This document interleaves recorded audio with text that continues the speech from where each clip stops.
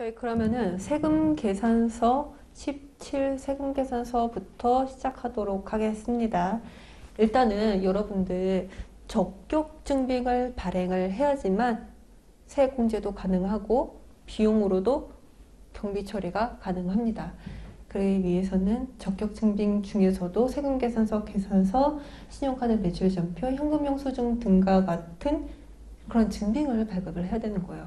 그런데 우리 부가가치세에서는 일단은 세금 계산서만 보자라는 거죠. 세금 계산서라고 하는 것은 여러분들이 실무에서 한번 발행을 해보시면은 그래도 조금 이해가 쉬울 텐데, 그냥 이론상으로 세금 계산서란 무엇인지 필요적 임의적 기재사항, 뭐 발급 시기, 전송기한 이렇게 그 한글로만 읽기에는 조금 아쉬워요. 그래가지고 혹시라도 기회가 되신 분이라고 하면은 홈택스로 들어가셔가지고 혹은 ERP 프로그램을 통해가지고 한번 해보시는 것도 좋다라고 생각을 합니다. 그러면은 우리 세금 계산서를 발급해야 할 때 그 기재사항이 있습니다. 근데 이 기재사항이 필요적 기재사항, 임의적 기재사항, 이 두 가지로 나뉜다는 거죠. 근데 그 기재사항 앞에 필요적, 임의적 표현이 붙였는데 이 임의만으로도 여러분들 약간 가늠이 되지 않으신가요?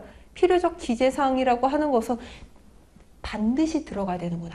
임의적 기재사항 안 들어가도 되는구나. 혹시 오류가 있어도 상관은 없구나 라고 아실 수 있습니다. 그렇다고 하면은 우리 이거 지금 1번부터 4번까지 있잖아요. 필요적 기재사항 문제로 나오기 딱 좋다.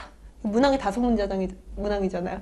그렇기 때문에 혹시라도 임의적 기재사항 하나 한 3번의 위치에 놓고서 필요적 기재사항이 아닌 거라고 이렇게 물을 수도 있다라는 거죠. 그렇다고 하면은 필요적 기재사항을 정확히 암기를 하고 계셔야 되는 겁니다.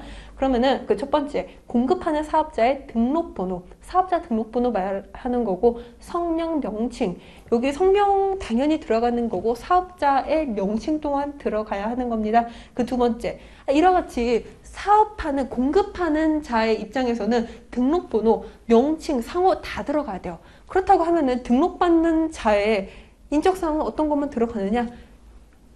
등록번호만 들어간다.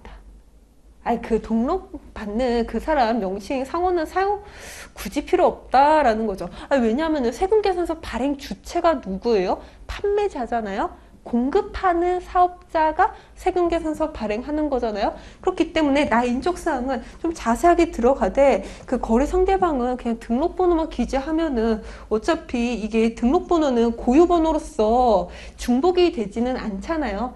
이것만 알면 되는 거기 때문에 그냥 대충 한번 들어가는 거고, 그렇다고 하면은 이 두 가지 사항만 들어가느냐? 그건 아닌 거죠. 공급가액과 부가가치세, 도대체 얼마짜리 제품 용역을 공급했길래 공급가액이 얼마로 설정되어 있고 이와 관련된 부가가치세액은 얼마이냐? 왜냐하면은 영세율 세금계산서도 있을 수 있는 거잖아요. 따라서 부가가치세액도 단순히 공급가액의 10%가 아니라 영세율로서 0이 나올 수도 있기 때문에 상세하게 그 두 가지가 들어가야 한다라는 말입니다. 그리고 네 번째, 작성 연월일.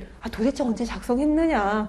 이거는 뭐 세금계산서를 여러분들 홈택스에 등록하면 아시겠지만은 자동적으로 반영이 되는 겁니다.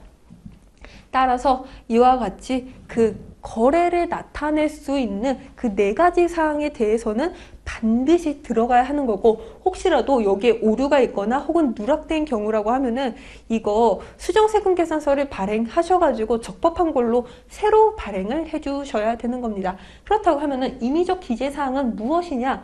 이게 거래와 관련된 내용이기는 한데 들어가지 않아도 혹은 오류가 있어도 상관은 없다라는 겁니다. 공급하는 자의 주소, 공급받는 자의 상호, 성명, 주소, 단가, 수량, 공급 연월일, 이와 같이 1번부터 4번에서 끝나는 게 아니라 등이라고 되어 있어요. 이 4번에서 끝나는 게 아니라 여러 개 더 있다라는 거죠. 그렇기 때문에 필요적 기재사항 이 네 가지를 제외한 그 나머지는 그냥 임의적 기재사항이라고 알고 계시면 될 것 같습니다. 임의적 기재사항 따로 외우실 필요 없어요. 필요적 기재사항이 아니면은 그냥 다 임의적 기재사항입니다. 그렇다고 하면은 이런 세금계산서를 발행을 해야 하는데, 여러분들 요즘은 다 컴퓨터로 하잖아요. 그렇기 때문에 이러한 적격 증빙조차도 전자로 발급을 할 수 있다라는 거죠. 근데 세법에서는 이러한 전자세금계산서의 발급을 약간 의무화시켜 놓은 그 범위가 있습니다. 일단은 법인사업자의 경우에는 무조건 매출에 대해서는 전자로 끊어야 돼요. 그리고 개인 중에서는 이게 직전 연도 사업장별 뭐 공급가액의 합계액이 2억 원 이상인 개인 사업자의 한정에서만 전자세금계산서로 발급을 해야 되는 거고요. 이거 2억 원 이상인 거 여러분들 꼭 좀 아셨으면 좋겠습니다. 아니, 왜냐하면은 이 전자세금계산서라고 하는 게 예전에 처음에 생겼을 때만 하더라도 2억 원이 아니었어요. 그 개인 사업자 중에서도 한 5억 원, 3억 원 이렇게 그 범위를 약간 늘려줘가지고 진짜 매출이 높으신 분들만 전자세금계산서 발급 의무를 해 놓았다는 거죠. 근데 이 범위가 점점 더 축소시켜 오고 있다. 그리고 여러분들은 이 2억 원이 1억 원이 되지 않게끔 그 이전에 합격을 하셔야 된다. 라는 말씀 드립니다. 이게 계속적으로 변경되고 있어요. 근데 여러분들 세법 같은 경우 계속 숫자가 변경되다 보니까 헷갈리시잖아요. 헷갈리기 전에 빨리 탈출해야 된다. 그리고 그 두 가지 사항을 제외한 그 나머지 사업자는 솔직히 전자로 끊어도 되고 그냥 수기로 세금계산서를 발행해도 전혀 상관없습니다. 그렇다고 하면은 이러한 전자세금계산서 언제까지 발행을 해야 하느냐. 근데 이게 전자세금계산서의 발급 시기 그 쌍가루 1번으로 해서 그렇지 그냥 세금계산서, 수기세금계산서의 경우에도 마찬가지인 경우예요. 한번 보도록 하겠습니다. 제한 용역의 공급 시기에 속하는 달의 다음 달 10일까지 발급을 해야 한다라는 내용입니다. 예를 들어가지고 저희가 한 4월 10일자로 제화의 공급이 이루어졌다고 가정을 할게요. 그렇다고 하면은 당신이 적어도 5월 10일까지는 이러한 내역에 대한 전자세금계산서를 발행을 해야 한다라는 거죠. 그리고 이 전송이라는 게 있어요. 발급하는 것뿐만 아니라 이를 국세청에 우리 이런 거래 내역이 있었어요 라고 하면서 그 다음 날까지 전송까지 해주셔야 된다라는 거죠. 근데 이게 왜 굳이 전자세금계산서 발급 하단에 쌍가루 1번, 쌍가루 2번으로 되어 있을까요? 그냥 세금계산서 별도로 이렇게 만들어가지고 하면은 더 좋을걸. 왜냐하면 수기세금계산서 같은 경우에는 거래 상대방끼리만 알아요. 왜냐하면 수기라고 하는 것은 말 그대로 종이인 거잖아요. 이 종이 그냥 어쩌다가 우리가 1,100만 원짜리 제품 판매하고 수기로 2개의 세금계산서 만들어가지고 빨간 거는 판매자, 파란 거는 뭐 매입자로 이렇게 각각 나눠 갖는 거잖아요. 근데 이게 혹시라도 이 1,100만 원짜리가 환입, 해제, 뭐 각종 사유로 인해 가지고 한 500만 원으로 떨어졌다는 거죠. 왜냐면은 판매한 제품 중에서 이게 약간 하자가 있어. 그래가지고 뭐 애누리 되거나 할인되는 경우 있잖아요. 환입되는 경우도 있고. 그렇다고 하면은 우리 이거 뭐 전자도 아니다 보니까 우리가 가지고 있었던 1,100만 원짜리 세금계산서 그냥 둘 다 찢자. 그리고 새로 발행하자. 그렇다고 하면은 이거 누구도 몰라요. 왜냐? 신고가 되지 않은 거다 보니까. 신고는 언제 된다? 부가가치세 신고 때나 된다. 그래가지고 굳이 발급 시기 전송 기한이 전자신고서의 발급 그 하단에 있는 겁니다. 이렇기 때문에 이와 같이 4월 중에 발생한 내역에 대해서는 그 다음 달 10일까지, 5월 10일까지는 발급을 해야 되는 거고 전송까지 해주셔야 되는 거예요. 이건 세트입니다. 세트. 근데 여러분들 이와 같이 세금계산서 발급하세요 발급하세요 하고 있지만은 이게 택시라든지 욕탕 혹은 미용업에 종사하시는 분들까지 왜냐하면 이분들 영세하잖아요. 영세하신 분들이고 최종 소비자가 나의 거래 상대방이 그냥 사업장도 아니고 그냥 개인인데 이분들한테 세금계산서를 발행해야 합니까? 아니죠. 우리가 미용실 가가지고 그냥 머리 깎았어요. 11,000원이래요. 여러분들 세금계산서 발행 요청합니까?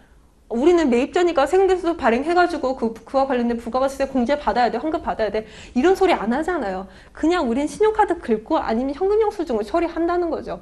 이와 같이 최종 소비자가 거래 상대방인 경우에는 굳이 세금계산서까지 발행할 필요는 없다라는 겁니다.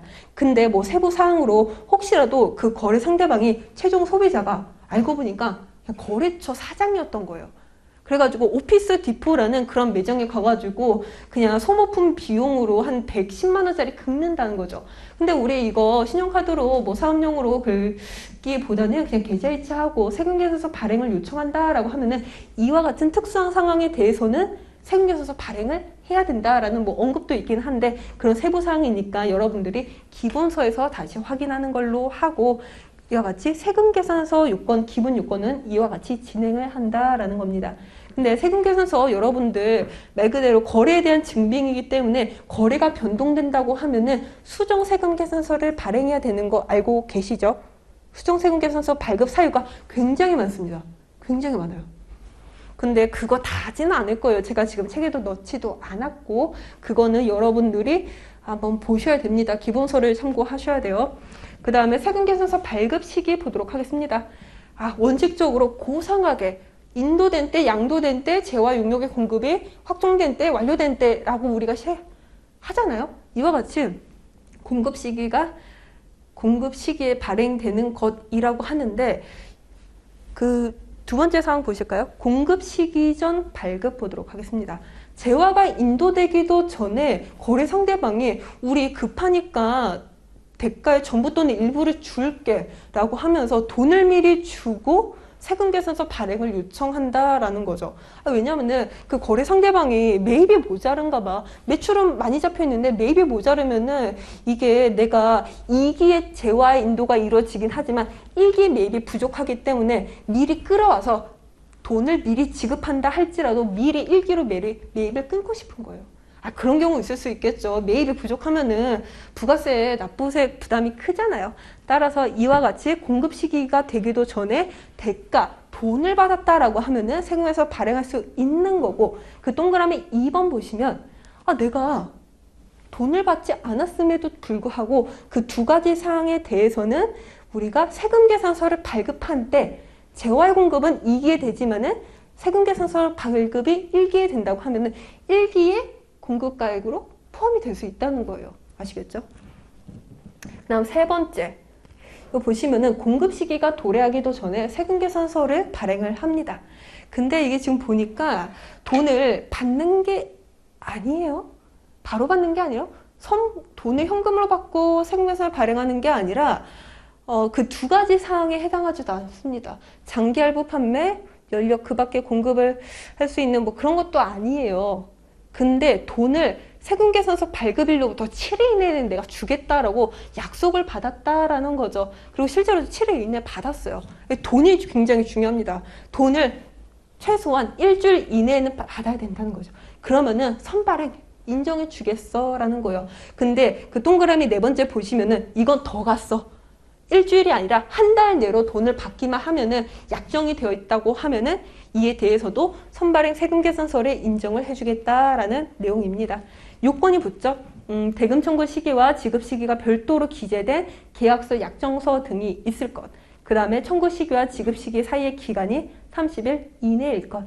이와 같이 선발행 세금계산서에 대해서 그 네 가지 사항 살펴봤습니다.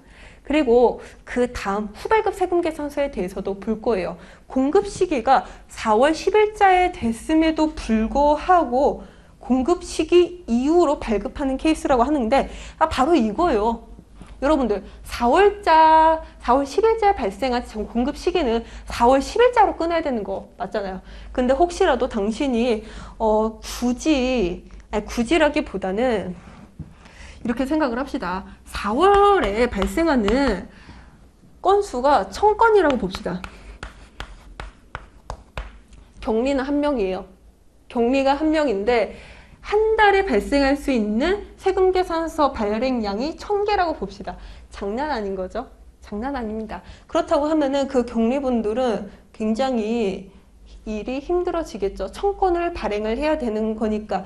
따라서 이와 같이 격리분들의 부담을 줄여주고자 공급 시기 후 발급이 생겨났다. 그 보시면은 일단은 그 첫 번째로서 합계액으로 세금계산서를 발행할 수 있다는 거예요. 거래처별로 거래처 A라는 거래처 있고 뭐 B라는 거래처, C라는 거래처가 엄청 많지 않겠어요? 그 거래처에서 하나의 거래처에서 한 달에 100건 발생한다고 봅시다. 우리 세금계산서 100개 발행할 거예요? 그런 노가다 하지 않겠다라는 거죠. 100건에 대한 세금 계산서를 한 장으로 발급을 해주겠다라는 거죠. 근데 한 장으로 발급하기 위해서는 1억 원의 공급가액을 합산해야 한다고 하는 거고, 그 작성 연월일을 달의 말일자로 세금계산서를 발행해야 한다는 건데, 그 1역월이라는 표현 여러분들 알고 계실까요? 1월 1일부터 1월 31일까지가 1역월인 거지 1월 15일부터 2월 14일까지가 아니에요. 달에 걸치는 게 아니라 그 달에 발생한 공급가액을 합산한 게 우리 1역월이라고 할 수 있는 거고, 그 다음에 그 두 번째 보시면은 이 거래처별로 내가 한 달 기간에 발생한 그 100건에 대해 가지고 발행을 세금계산 한 장으로 발행하려고 하는데, 솔직히 한 달 단위로 하면은 이 공급가액이 너무 커지다 보니까 너무 부담스럽다. 우리 그냥 그러면은 1월부터 1일부터 15일, 16일부터 31일까지 발생한 그 한 2개월, 2주치에 대한 내용을 나눠서 세금계산서 2장으로 발급을 해주겠다라는 거예요. 그래서 1역월 이내에서도 본인이 임의로 기간을 정해가지고 약간은 나눠서 세금계산서를 발행할 수 있다라는 겁니다. 이와 같이 우리가 어떠한 거래처에 대한 세금계산서를 합산을 해가지고 발급을 해요. 발급을 하는데 여러분들 생각을 해봅시다. 1000건이에요. 그리고 A 사업장에서 발생한 건수는 100건이에요. 근데 보니까 우리가 이 100건에 대한 세금 계산서를 한 장으로 혹은 뭐 2장으로 발급을 해야 되는 건데, 이게 사람이 하는 일이에요. 세금 계산서 발급도 사람이 하는 일이다 보니까 누락이 될 수 있습니다. 그렇죠. 누락이 되면은 혹시라도 여기서 100건이 다 되는 게 아니라 99건에 대해서만 발급이 됐다고 하면은 이 전체에 대한 수정을 할 수 없는 거잖아요. 우리 한 건 그 11만 원짜리라고 봅시다. 그 11만 원짜리 때문에 이 뭐 몇백억짜리의 세금 계산서를 수정을 해야 돼요? 그건 아니다. 그냥 한 건에 대한 세금 계산서를 추가적으로 발행해 주면 된다라는 뜻입니다. 그 세 번째 보도록 하겠습니다. 관계 증명서류 등에 따라 실제 거래 사실이 확인되는 경우로서 해당 거래일을 작성 연월일로 해서 세금계산서를 발행한다. 이와 같이 1월 15일째 딱 하나의 거래가 누락이 됐어요. 그렇다고 하면은 2월 10일까지는 발급을 해야 한다라는 뜻인 거죠. 그 다음에 의제 매입세액 보도록 하겠습니다. 여러분들 의제 매입세액이 여기에 뭐 제가 하기는 했지만은 여러분들 의제 매입세액을 어떻게 접하시나요? 의제 매입세액을 한 문제로서 하는 경우는 굉장히 드물어요. 어쩌다가 납부세액을 계산을 할 때 여러분들이 공제율을 암기하고 있다는 가정하에 매입세액 혹은 뭐 공제세액에서 차감할 금액으로 여러분들이 계산하는 방식으로 나오는 경우가 대다수입니다. 하지만 의제매입세액이라고 하는 거 혹시라도 이런 문제로 나온다고 하면은 이런 점을 주의해야 한다라고 해서 제가 한번 정리를 해 본 거예요. 그 적용 대상자 보시면은 간이가세자가 적용이 배제된다라는 표현이 있습니다. 예전까지만 하더라도 몇 년도 안 됐어요. 1년 전이었나 2년 전이었나 간이가세자도 의제매입세액 공제가 가능했거든요. 하지만 이번에는 의제매입세 공제 간이가세자는 안 된다. 여러분들 그 간이가세자에 대한 내용 배우실 때 예전까지만 하더라도 간이가세자 적용 범위 기준은 4,800만 원이었어요. 근데 이게 8천만 원으로 늘어났습니다. 이와 같이 간이가세자에 대한 범위 기준을 확대시켰기 때문에 의제매입세까지 굳이 공제를 해주지 않아도 된다는 생각으로 아예 폐지된 거거든요. 그렇기 때문에 간이는 이제는 배제시켜 주는 거고, 그 다음에 의제매입세 계산 보시면은 이게 예정신고시 공제세액, 확정신고시 공제세액이라고 되어 있습니다. 왜냐하면은 예정신고 때도 의제매입세액을 계산해서 공제를 받고 확정신고 시에도 6개월 단위로 정산해서 나머지 예정신고를 차감하는 방식으로 계산하는 그런 방식을 채택하고 있다는 건데, 그냥 의제매입세액이라고 하는 것은 확정신고 때만 하는 게 아니다. 예정 확정신고 때도 하는 거다라고 여러분들 알고 계시면 될 것 같아요. 그리고 당연히 이게 의제매입세액이라고 하는 거는 매입세액이 아님에도 불구하고 매입세액으로 부과 공제를 해주겠다라는 거잖아요. 간주나 의제나 거의 비슷합니다. 뭐뭐로 보겠다라는 거예요. 왜냐하면은 면세 농산물의 경우에는 이게 면세이다 보니까 부가가치세 부담이 없는 재화인 겁니다. 근데 굳이 매입세액으로 봐가지고 공제를 해주겠다는 거잖아요. 그래서 의제 매입세액 공제인 거잖아요. 아시겠죠? 그 다음에 의제 매입세액 추징 보도록 하겠습니다. 이와 같이 내가 과세가 되는 재화 혹은 용역을 공급을 할 때 비로소 그 의제 매입세액에 대한 공제가 가능한 거지, 이거 거진 간주 공급 아닌가요? 내가 좋은 의도로 매입세액 공제를 해줬는데 이를 판매하는 것이 아니라 그대로 양도하거나 인도 혹은 개인적 목적으로 사용 소비하는 부분에 대해서는 이를 납부세액에 가산하거나 환급세액에서 공제해야 된다라는 내용입니다. 여러분들, 이게 대손세액 공제하고는 약간 다른 거죠. 대손세액 공제는 매출세액에서 차감했었죠. 하지만 의제매입세액 공제 같은 경우에는 납부세액에 가산 차감하는 방식으로 이루어진다라는 내용입니다. 그 다음에 19번 결정 경정 보도록 하겠습니다. 여기서도 굉장히 많이 나오죠. 이 파트 죄다 외우셔야 됩니다. 거의 한 문제 내지는 두 문제는 매년 출제가 되는 경우다 보니까 이걸 놓쳐서는 안 돼요. 일단은 결정 경정이라고 하는 것은 세무조사를 의미를 합니다. 결정을 한번 보도록 할게요. 여러분들, 이 단어가 어렵죠? 단어가 어려워요. 그냥 세무조사, 세무서에서 그냥 신고하지 않아서 혹은 신고한 내용에 약간의 오류가 있어가지고 결정 경정하는 건데, 솔직히 좀 표현 자체가 어렵습니다.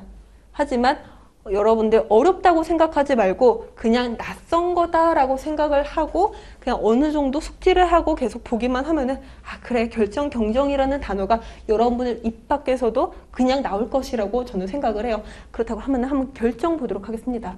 결정이라고 하는 것은 신고를 하지 않았대요. 예정신고, 확정신고를 하지 않아가지고 이상하다, 너네 매출 과세된 거 전산으로도 파악이 가능한데 얘네들 왜 안 하지? 라고 하면서 확정신고 기한이 지나도 한 몇 개월 이내에 과세예고 통지를 날라옵니다. 세무서마다. 사업장으로 보내요. 너네 왜 매출이 있음에도 불구하고 신고를 안 해? 그래가지고 그냥 우리가 납부세액을 계산해 봤어. 그렇더니만 한 100만 원 나오더라 라고 하면서 결정을 하는 겁니다. 납부세액을 결정했다라는 뜻에서 그냥 결정을 하고 보시면 될 것 같아요. 근데 경정이라고 하는 것은 일단은 신고 자체는 했습니다.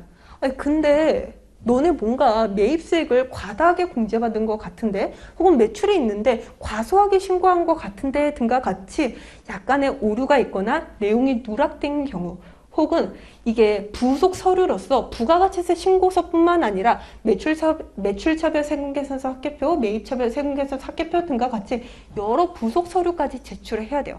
근데 그 부속 서류를 제출하지 않았거나 혹은 뭐 합계표 상의 기재사항이 누락된 경우 등과 같이 뭔가 신고가 누락이 되었거나 오류가 되었거나 다 제출하지 않은 경우, 그리고 세 번째 보시면은 1, 2번 등과 같이 여러분들이 잘못한 경우도 있겠지만은 이게 환경상 조세 포탈에 우려가 있다고 인정되는 경우가 있다는 거죠. 사업장의 이동이 빈번한 경우. A라는 사업장이 인천에 있다가 서울로 옮겼어요. 그 다음에 수원으로 옮겼습니다. 이러한 행위를 하는 이유가 뭘까요? 그거예요. 여러분들 사업장 소재지에 관할 세무서장이 신고하고 결정하고 징수하고 하는 거잖아요. 근데 인천에 있다가 서울로 옮겼어요. 그러면은 일단은 인천에 온 자료가 서울에 반영되기가 좀 늦어요.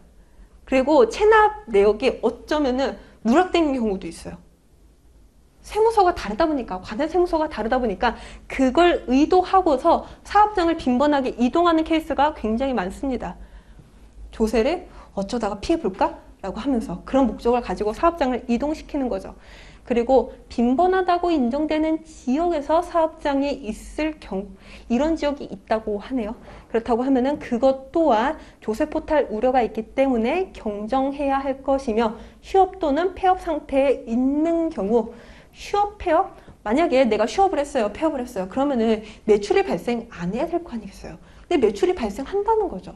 그렇다고 하면은 결정하거나 경정해야 될 텐데, 이와 같이 여러 가지 사유에 해당하는 경우에는 경정 사유로서 일단은 뭐 기존의 신고한 것보다 약간의 가산이 이루어지는 거겠죠. 그 다음 리얼번 보시면은 신용카드 가맹점 또는 현금영수증 가맹점으로 가입하지 않은 경우, 이게 일정한 매출이고 뭐 업종에 해당한다고 하면은 이게 반드시 가입을 해야 돼요. 혹시라도 가입을 안 했다고 하면은 가산세 대상인 거고요. 이와 같이 이 가입함에도 불구하고 가입하지 않은 경우라고 하면은 신고 내용이 약간 불성실하다, 너네 약간 뭐 마구잡이로 사업을 하는 것 같은데 라고 하면서 경정할 수 있다는 거죠. 그 다음에 미음범 보시면은 조기환급 신고의 내용에 오류가 있거나 내용이 누락된 경우. 조기환급 어떤 경우인가요? 영세율이나 시설투자 등과 같이 약간의 일정 사유에 해당하는 부분에 대해서는 환급이 30일 이내가 아니라 신고 기한으로부터 15일 이내에 이루어집니다. 그렇다고 하면은 미리 돈을 지급하는 세무서장 입장에서도 이게 도대체 제대로 된 신고서인지 확인을 해야 될 거 아니겠어요?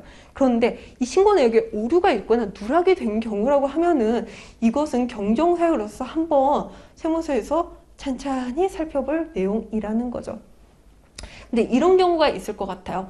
기출문제에서도 나온 문장이기는 한데 여러분들 예정신고, 확정신고를 했어요? 근데 납부는 하지 않았어요. 부가가치세 신고서상 납부할 금액이 500만 원이야. 근데 500만 원을 납부하지 않았다고 봅시다. 그런 경우 있을 수 있어요. 일단은 신고서를 접수해야지만 신고불성실 가산세, 납부불성실 가산세가 안 붙습니다. 그리고 그걸 가산세를 회피하고자 일단 신고서는 접수하고 납부는 안 하는 거죠. 괘씸하잖아요. 이런 체납자분들이 꽤 계세요. 꽤 계시는데 굳이 그런 것까지는 경정 결정 사유로 보지는 않겠다라는 겁니다. 납부하지 않은 것만으로도 경정 사유가 될 수는 없다. 그 다음 마지막으로는 간이가세자에 대한 내용인데, 간이가세자가 은근히 내용이 많아요. 내용이 많긴 한데 제가 한 표로 한번 봤습니다. 일단은 그 대상자 보도록 하겠습니다. 직전 연도의 공급 대가, 간이가세자의 과세 표준은 공급 대가입니다. 공급가액에 부가가치세를 포함한 금액으로 우리가 직전 연도의 합계액을 계산을 하는 건데, 왜냐면은 직전 연도라고 하는 게 그럴 수밖에 없어요. 간이가세자의 과세 기간은 1월 1일부터 12월 31일까지입니다. 그래서 뭐 직전 과세 기간에 대한 공급대가라고 표현을 해도 되지만은 직전 연도에 대한 공급대가 둘 다 같은 표현이라는 거죠. 이러한 합계액이 8천만 원에 미달하는 개인사업자, 법인사업자의 경우에는 간이가세자를 적용받을 수 없습니다. 우리가 개인사업자, 법인사업자를 나누는 기준은 어느 정도 매출 규모가 크고 조금 세율이 높게 적용됐을 때 그런 것을 피하고자 뭐 법인으로 가는 경우가 굉장히 많거든요. 그렇기 때문에 이 영세사업자라고 하는 것은 법인을 아예 제외시키고 개인사업자에 한정해서 우리가 적용을 해주겠다라는 건데, 이거 여기서 틀리시면 안 됩니다. 그 다음에 적용시기 보시면은 1억 원의 그 공급 대가가 8천만 원 미달하는 뭐 이상이 되는 해에 다음해 7월 1일부터 그 다음해 6월 30일까지, 이게 무슨 말일까요? 간이가세자에서 일반으로 적용이 되나 일반에서 간이로 적용이 되나, 제가 아까 말씀드렸다시피 6개월의 유예기간이 있다고 말씀드렸잖아요. 그러면은 무조건 7월 1일부터 진행이 됩니다. 왜냐면은 1년에 대한 공급 가액이라고 하는 것은 2기 부가가치세 확정신고 기한 1월 25일에 결정 나는 거잖아요. 그렇죠. 그렇기 때문에 이 다음 해 7월 1일, 6개월의 기간을 둔 7월 1일부터 1년의 기간으로 다음 해 6월 10일, 30일까지 적용될 수 없다는 거죠. 그래가지고 일단은 적용 시기는 이렇게 두는 걸로 하고, 과세 유형의 변경 통지 한번 보도록 하겠습니다. 혹시라도 당신이 일반에서 간이로 적용이 된다고 하면은 간이가세자로 적용되기 그 20일 전까지는 통지를 해야 되는 거고, 사업자 등록증을 정정하여 당일까지 발급해야 한다라는 겁니다. 20일 당일 여러분들 기억해 주실게요.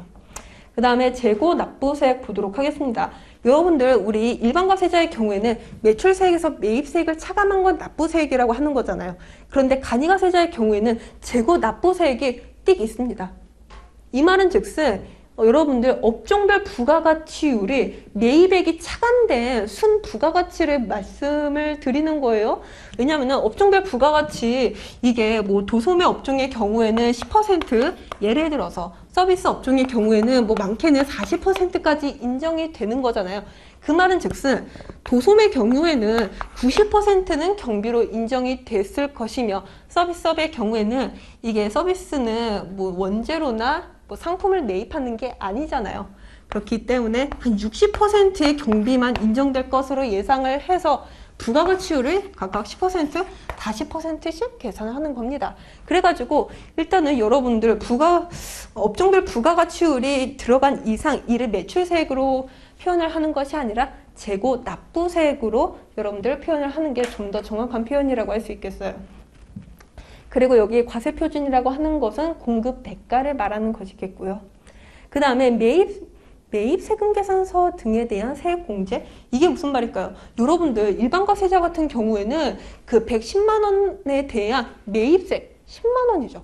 이 10만 원에 대한 전액의 공제를 해줄 수 있는 거예요. 근데 간이과세자는 이 공급 대가의 0.5%밖에 안 된다는 거죠. 거의 뭐 이거는 뭐 100분의 1도 아니고 거의 공제를 못 받는다고 생각해 주시면 될 것 같습니다. 근데 그럴 수밖에 없는 게 워낙에 납부세액, 재고 납부세액으로서 이미 매입에 대한 공제는 일률적으로 뭐 해준 거라고 볼 수 있겠어요.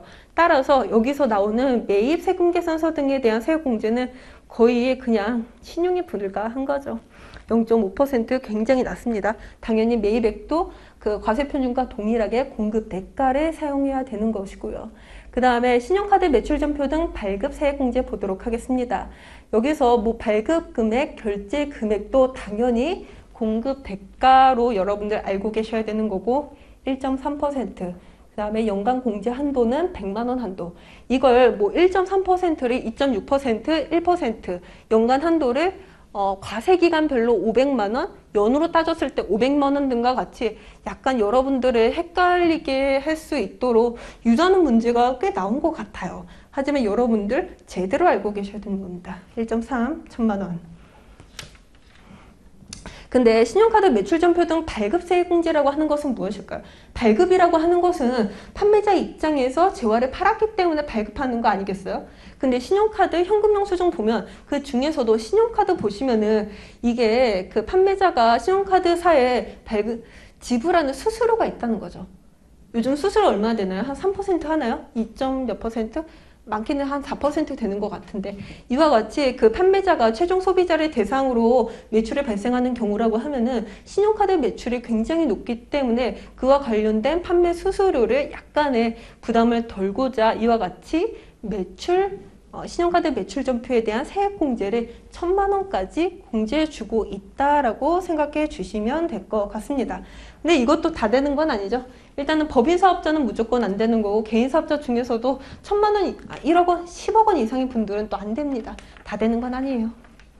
그래가지고 바로 다음에 납부 의무 면제 보도록 하겠습니다.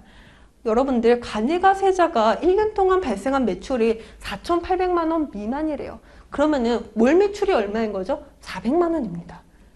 간이과세자가 400만 원? 굉장히 생활이 힘들 것으로 예상이 됩니다. 따라서 4,800만 원에 미만하면은 신고는 하되 납부 의무를 면제시켜 준다라는 것이겠죠. 근데 이거 여러분들 2,400만 원, 3,600만 원 등과 같이 약간 숫자를 바꿔가지고 기재될 경우가 굉장히 많아요. 다 숫자로 여러분들 놀리는 거죠. 예전에는 이게 2,400만 원이었어요. 근데 그 간이과세제에 대한 기준이 4,800에서 8,000만 원으로 늘어남에 따라서 납부 의무 면제 금액도 2,400에서 4,800만 원으로 늘어난 거거든요. 이거 2,400만 원으로 나올 가능성은 꽤나 높습니다. 그 다음에 뭐 간이과세 폭이 보시면은 이런 간이과세자를 적용받지 않고 일반과세자와 관련된 규정을 적용받으려고 하는 경우라고 하면은 내가 4월 1일부터 일반으로 돌아가겠다? 그럼 너 적어도 3월 31일까지는 간이가세에 대한 포기 신고를 해줘야 한다라는 거예요. 왜냐면은 간이가세는 어느 정도 영세사업자 분들을 위해 혜택을 드리는 거기 때문에 이 혜택을 네가 그냥 발로 뻥 차버리는 거 내가 승인까지 하지 않을게. 그냥 신청만 하면은 그것도 그 전일까지 신청만 해주기만 하면은 내가 일반으로 돌리게끔 처리해 주겠다라는 뜻입니다. 이와 같이 간이가세자와 관련된 내용 페이지 한 페이지 통해 가지고 살펴봤고, 지금 제가 한 19개죠. 19개 주제로 3시간에 걸쳐가지고 한번 해봤는데 이 3시간도 사실상 부족해요. 부가가치세를 어떻게 3시간 안에 다 해결을 봅니까? 그래도 혹시라도 여러분들이 그 객관식 수업을 들어가기 전에 그냥 어느 정도는 기본적으로 알아두셨으면 좋겠다라고 하는 걸 이와 같이 3시간에 걸쳐가지고 설명을 드렸습니다. 네, 여러분들 수고 많으셨습니다.